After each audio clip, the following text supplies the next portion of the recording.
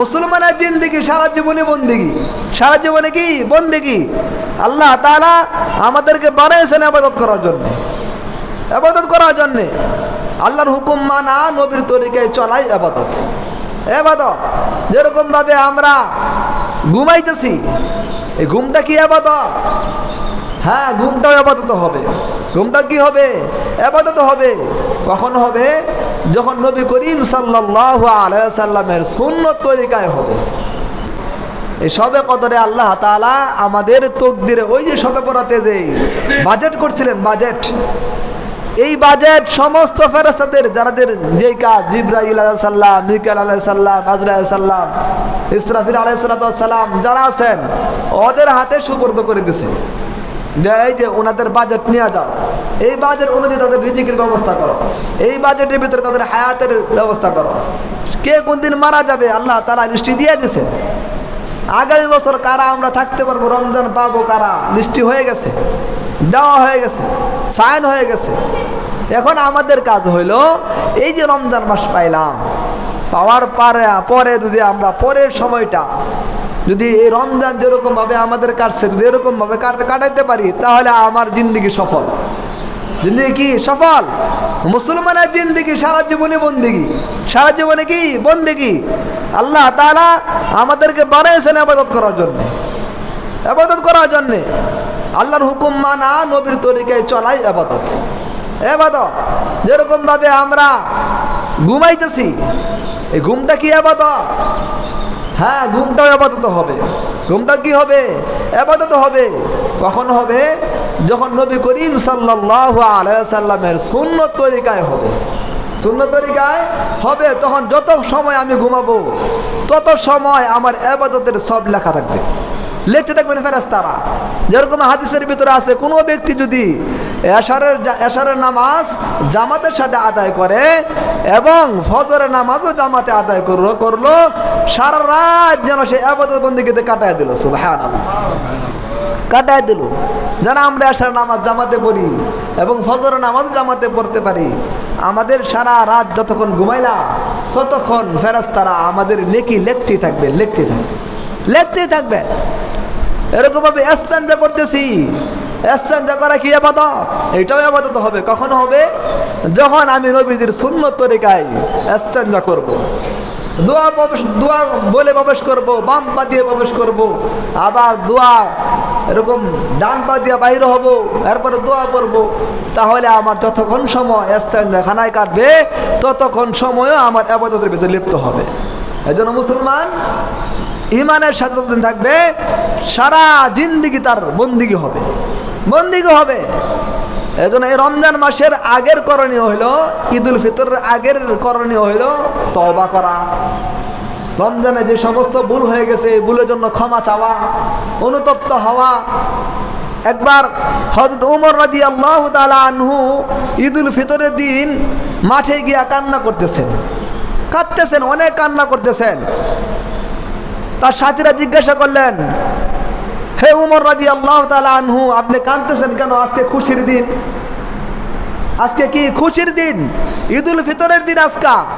আজকে তো সবার খুশি, আপনি কাঁদতেছেন কেন?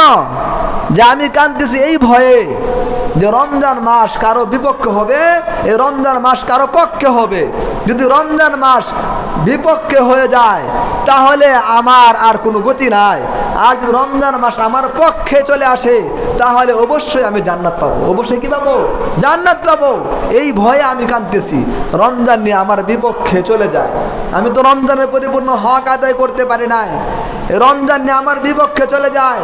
রমজান মাস কি আমার বিরুদ্ধে দাঁড়ায় কিনা, রমজান আমার বিরুদ্ধে আল্লাহর কাছে নালিশ করে কিনা, এই ভয়ে আমি কাঁদতেছি, এই ভয়ে আমি কাঁদতেছি। দেখছেন, একজন সাহাবী যিনি জান্নাতের সুসংবাদপ্রাপ্ত সাহাবী, এমন এক সাহাবী রমজান মাস চলে যাওয়ার পরে ঈদুল ফিতরের দিন কান্না করতেছিল। কিসের ভয়ে? ভয় একটাই, যেন রমজান মাস আমার বিরুদ্ধে যেন চলে যায়। যদি আমার রমজান মাস আমার বিরুদ্ধে চলে যায় তাহলে আমার কোনো গতি নাই, আর যদি রমজান মাস আমার পক্ষে চলে আসে তাহলে আমি ছার পেয়ে গেলাম, আমি নাজাত পেয়ে গেলাম, আমি জান্নাত পেয়ে গেলাম। এজন্য আমাদের কি অবস্থা হবে? আমাদের কি হবে? আমরা তো দুর্বল ইমানদার, আমাদের ইমানের তো কমজোরি, একেবারে দুর্বল ইমান। আমাদের ভাই এখনো সময় আছে, আমরা তওবা করি, আল্লাহর কাছে ক্ষমা চাই। যদি আল্লাহ তাআলা আমাদের তওবা কবুল করেন তাহলে এই রমজান আমার পক্ষে সাক্ষী দিবেন। রমজান কি দিবেন? আমার পক্ষে সাক্ষী দিবেন। আল্লাহ তাআলার কাছে বলবেন যে এই ব্যক্তি আমাকে সারা দিন রোজা রাখছে, না খাইয়া কষ্ট করছে, মুজাহাদা করছে, জিহ্বাকে কষ্ট দিছে, তার পেটকে কষ্ট দিছে, এই রমজান সাক্ষী দেবে। আর এই রমজান কি হবে? জাহান্নামের ডাল স্বরূপ হবে।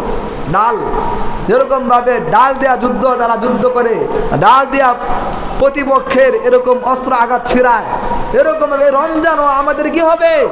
জাহান্নামের জন্য ডাল স্বরূপ হবে। জাহান্নাম যখন আসবে তখন এই রমজান ফিরাবে, রমজান মাস কি ফিরাবে, ডাল স্বরূপ হবে।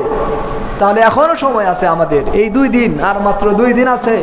এখনো আমরা যারা আছি, যারা রোজা রাখছি, যারা রমজান মাসে গুনাহ আমার দ্বারা হয়ে গেছে, আমরা অবশ্যই বেশি বেশি তওবা করব, কান্না করব, আল্লাহর কাছে ক্ষমা চাবো। তাহলে আল্লাহ তাআলা আমাদেরকে ক্ষমা করে দিবেন। আর এই রমজান মাস আমার পক্ষে সাক্ষী দিবেন। যদি রমজান মাস আমার পক্ষে হয়ে যায় তাহলে আমার জন্য অবশ্যই জান্নাত। আর যদি রমজান মাস আমার বিপক্ষে চলে আসে তাহলে আমার কোনো উপায় নেই। আমার কি নাই? কোনো উপায় নাই। রমজানের পরবর্তী সময়ের কথা, ঈদুল ফিতরের পরের দিনে কি আমল করব? নবী করিম সাল্লাল্লাহু আলাইহি ওয়াসাল্লাম বলেন, মান সামা রমাদান সুম্মা আতবাহু সিত্তাম মিন শাওয়াল। নবী করিম সাল্লাল্লাহু আলাইহি ওয়াসাল্লাম বলেন, যারা রমজান মাসে রোজা রাখছো, রমজান মাসে যারা রোজা রাখছো তারা শাওয়াল মাসে 6টা রোজা রাখিও। কয়টা রোজা?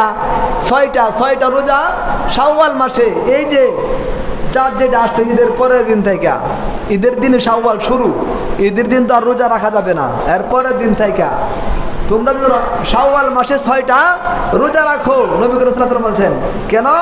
কানা কাসিয়ামিদ দাহর। কেননা এই 6টা রোজা রাখার দ্বারা আল্লাহ পাক রব্বুল আলামিন আমাদের আমলনামায় সারা বছর রোজা রাখার সওয়াব দিয়ে দিবেন। সুবহানাল্লাহ। তাহলে এই শাওয়াল মাসে 6টা রোজা রাখতে হবে কিনা আমাদের? অবশ্যই হবে। চেষ্টা করব আমরা সবাই যেন আমরা ঈদের পরের দিন থেকে সারা মাস, শাওয়াল মাসের 29 দিন, 30 দিন, একটার পর একটা অথবা লাগাতার 6টা, এই 1 মাসের ভিতরে 6টা রোজা রাখার চেষ্টা আমরা করব। কেন করব? হাসরের মাঠে আল্লাহ পাক রব্বুল আলামিন যে আমরা রমজান মাসে 30টা রোজা রাখছি, কয়টা? 30টা। আল্লাহ তাআলা 1 রোজার বদলে 10 দিবেন। কয় দিবেন? 10। তাহলে 30 দেওয়া 10 গুণ দিলে কি হয়? 300 দিন। কত দিন? 300 দিন, 10 মাস। 10 মাস রোজা রাখলাম। পুরা রমজান মাস রোজা রাখার কারণে আল্লাহ তাআলা 10 মাস রোজা রাখার সব দিছেন। আর বাকি থাকে কয় মাস? কয় মাস সারা বছরের ভিতরে? সবাই বলি, আর কয় মাস বাকি থাকে? 2 মাস বাকি থাকে। রমজান মাস রোজা রাখার দ্বারা আল্লাহ পাক রব্বুল আলামিন 10 মাসের রোজা রাখার সব দিবেন। আর ওই যে শাওয়াল মাসে যে 6টা রোজা রাখতে বলছেন নবী করিম সাল্লাল্লাহু আলাইহি ওয়াসাল্লাম, এই 6টা রোজা 10 দিয়ে গুণ দেন, 6 10 60, 60টা রোজা রাখা হইল। তাহলে 60 দিনে 2 মাস হয়েছে কিনা? এই 2 মাস। তাহলে সারা বছর রোজা রাখার ওই না 10 মাস, আর এই 6 দিনে 60 দিন, এই না 2 মাস, এই হলো 12 মাস। এই 12 মাস রোজা রাখার সব আল্লাহ তাআলা পরিপূর্ণ দিয়ে দিবেন। পরিপূর্ণ যেন আমি সারা বছর রোজা রাখছি। 1 মাস 6 দিন রোজা রাখার দ্বারা আল্লাহ পাক রব্বুল আলামিন আমাদের আমলনামার ভিতরে সারা বছর রোজা রাখার সব আল্লাহ তাআলা দিয়ে দিবেন। তাহলে রোজা রাখা দরকার আছে কিনা? অবশ্যই আছে। বছরে 365 দিন। কত দিন? 365 দিন বছরে। তাহলে 360 দিন রোজা রাখা হলো। আর 5 দিন কি? আরো তো 5 দিন বাকি আছে না? বাকি নাই? আরো 5 দিন বাকি আছে না? ওই 5 দিন রোজা রাখা হারাম। ওই 5 দিন কি রোজা রাখা হারাম। 2 ঈদের দিন আর আয়ামে তাশরিকের 3 দিন, 3 দিন, এই 5 দিন রোজা রাখা কি হারাম। আল্লাহ তাআলা হারাম করে দিয়েছেন। এই দিনগুলো তোমরা রোজা রাখো না, রোজা রাখো না, আল্লাহ তাআলা হারাম করে দিয়েছেন। তাহলে আমরা জানতে পারলাম, বুঝতে পারলাম তিনটা কাজ ঈদুল ফিতরের আগে কাজ হইল যতদিন আছে রমজানের তওবা করা। কি করা? তওবা করা, ইস্তেগফার করা, গুনাহ মাফ চাওয়া, রমজানে ভুল হয়ে গেছে আল্লাহর কাছে ক্ষমা চাওয়া, এই বেশি বেশি তওবা করা। ঈদুল ফিতরের দিন কি? ওই দিনও আল্লাহ তার কাছে অনুতপ্ত হওয়া, কান্না করা যে আল্লাহ রমজান নিয়ে আমার বিপক্ষে চলে যায়, রমজান যেন আমার পক্ষে থাকে, রমজানের পরিপূর্ণ হক আদায় করতে পারি নাই, এইটা বেশি বেশি দোয়া করা। আর ঈদের পরের থেকে আবার কাজ কি? শাওয়াল মাসের 6টা রোজা রাখা। শাওয়াল মাসের 6টা রোজা রাখা। আল্লাহ তাআলা আমাদের সকলকে যেই কথা